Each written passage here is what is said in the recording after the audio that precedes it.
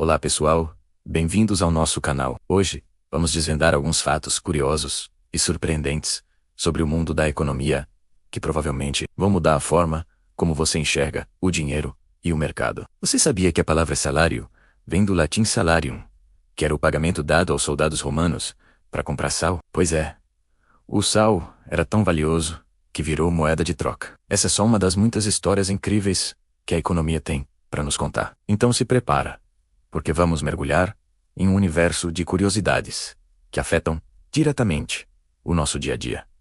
Desde o preço do pãozinho até as grandes decisões dos governos. Fique com a gente até o final para descobrir como tudo isso se conecta. Vamos começar com algo que todo mundo adora: pizza. Existe um indicador econômico não oficial chamado Índice Pizza. A ideia é que, em tempos de crise ou grandes eventos nacionais, as vendas de pizza para entrega disparam. Pense bem.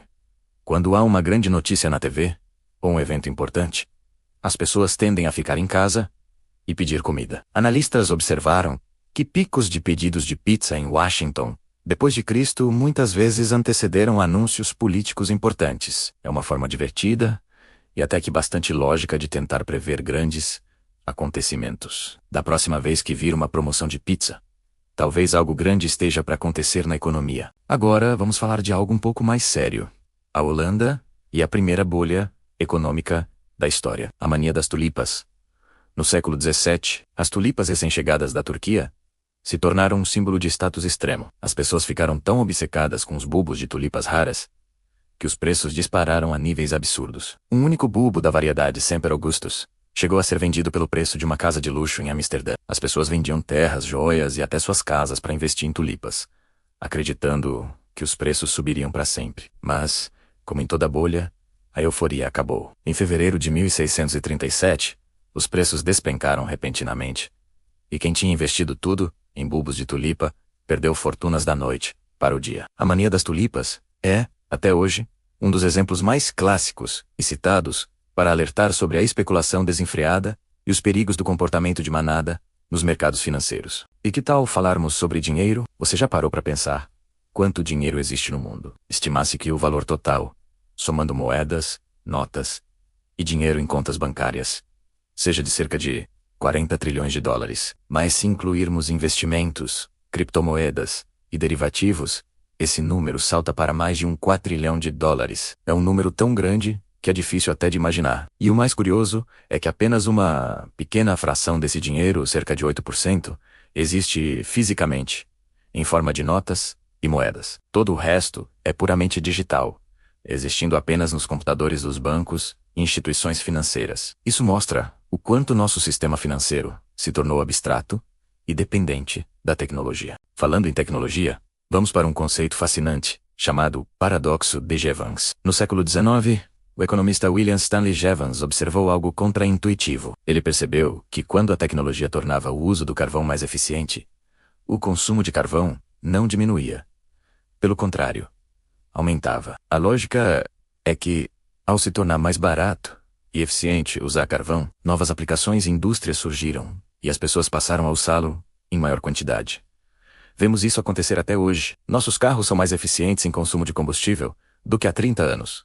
Mas dirigimos mais. Nossos aparelhos eletrônicos consomem menos energia individualmente, mas temos muito mais aparelhos ligados em casa. Esse paradoxo é um grande desafio para a sustentabilidade, pois mostra que apenas a eficiência tecnológica não é suficiente para reduzir o consumo de recursos. Você já ouviu falar da lei de Gresham? A frase que resume essa lei é: a moeda má expulsa a moeda boa de circulação. Imagine que em um país circulem dois tipos de moeda com o mesmo valor facial. Uma de ouro puro, a moeda boa, e outra de uma liga metálica, com menos ouro, a moeda mau. O que as pessoas fazem? Elas guardam as moedas de ouro, que são mais valiosas como metal, e usam as moedas ruins para fazer seus pagamentos diários. Com o tempo, as moedas boas desaparecem de circulação, pois todo mundo as está entesourando, sobrando apenas as moedas de menor qualidade no mercado. Esse princípio não se aplica apenas a moedas, mas também a produtos e até informações em um mercado onde a qualidade é difícil de verificar. É um lembrete de como os incentivos moldam nosso comportamento econômico de maneiras sutis. Agora uma curiosidade sobre um dos produtos mais consumidos no mundo: o café. O preço do café que você paga na padaria é influenciado por algo chamado Cinturão do Café, uma faixa geográfica ao redor do Equador, onde as condições climáticas são ideais para o cultivo. Países como Brasil, Vietnã, Colômbia e Etiópia dominam a produção mundial. Qualquer evento climático extremo, como uma geada no Brasil ou uma seca no Vietnã, pode afetar drasticamente a oferta global e fazer os preços dispararem no mundo todo. Além disso, o mercado de café é dividido em dois tipos principais: arábica, que é mais suave e caro, e robusta, mais forte e usada em cafés instantâneos. As flutuações nos preços desses dois tipos afetam desde o seu cafezinho, expresso, até o café solúvel, que você tem na despensa. Vamos voltar um pouco no tempo para falar de uma das moedas mais estranhas da história. As pedras Rai, da ilha de Op, na Micronésia. Eram discos gigantes de calcário, alguns com mais de 3 metros de diâmetro, e pesando toneladas. O valor de cada pedra não dependia apenas do tamanho, mas também da sua história. Quem a esculpiu, as dificuldades para transportá-la de barco de outras ilhas, e quem foram seus donos anteriores. O mais incrível é que para fazer uma transação, as pedras nem precisavam ser movidas. Todo mundo na ilha sabia a quem cada pedra pertencia. Se alguém quisesse pagar com uma pedra, bastava anunciar publicamente que a propriedade daquela pedra havia mudado. Houve até um caso em que uma pedra caiu no fundo do mar durante o transporte, mas a comunidade concordou que ela ainda tinha valor e continuou a ser usada em transações, mesmo estando submersa. Isso nos mostra que o dinheiro é, acima de tudo, um acordo social. O valor está na confiança que depositamos nele, não necessariamente no objeto em si. E por falar em confiança, vamos para a teoria dos jogos e o famoso dilema do prisioneiro. Imagine que 2 suspeitos de um crime são presos, interrogados em salas separadas. A polícia não tem provas suficientes para uma condenação pesada, a menos que um deles confesse. As OPs, se ambos ficarem em silêncio, pega uma pena leve, digamos, 1 ano cada. Se um confessar e o outro ficar em silêncio, quem confessou sai livre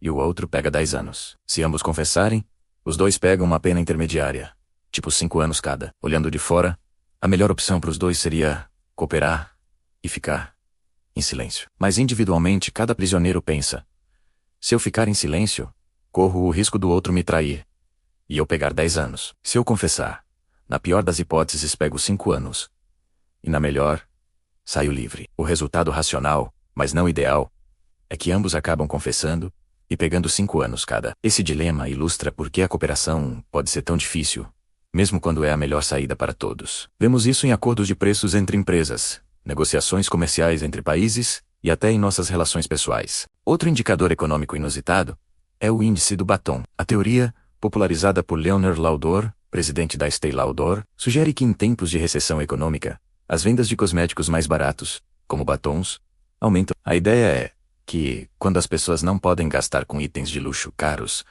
como bolsas de grife ou viagens, elas buscam pequenos prazeres acessíveis para se sentirem melhor. Um batom novo é um luxo pequeno, um agrado que não quebra o orçamento. Embora nem sempre seja preciso, o índice do batom foi observado durante várias crises econômicas ao longo da história, mostrando como nosso comportamento de consumo se adapta a tempos difíceis, buscando pequenas fontes de alegria e normalidade. Para fechar nossa lista, vamos falar sobre a Islândia e sua recuperação econômica surpreendente. Em 2008, o sistema bancário da Islândia, que havia crescido a um tamanho 10 vezes maior que a economia do país, entrou em colapso total. Foi uma das maiores crises financeiras da história moderna em relação ao tamanho da economia. Mas a resposta da Islândia foi diferente da maioria dos países. Em vez de salvar os grandes bancos com dinheiro público, o governo deixou que eles falissem, processou os banqueiros responsáveis e focou em proteger os cidadãos e a economia real. Além disso, o país investiu pesado em turismo, aproveitando suas paisagens naturais únicas. Hoje, a Islândia tem uma economia forte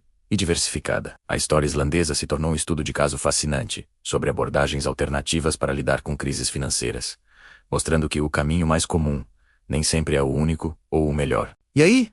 Gostaram dessas curiosidades? A economia está cheia de histórias e conceitos incríveis que explicam muito sobre o mundo ao nosso redor, desde o sal dos soldados romanos até as pedras gigantes de Op e o índice do batom. Entender esses fatos nos ajuda a tomar decisões melhores e a enxergar as notícias com outros olhos. Espero que este vídeo tenha despertado sua curiosidade para aprender ainda mais. Sebok, não se esqueça de deixar o seu like, se inscrever no canal e ativar o sininho para não perder os próximos vídeos. Comente aqui embaixo qual curiosidade você achou mais interessante. Muito obrigado por assistir e até a próxima.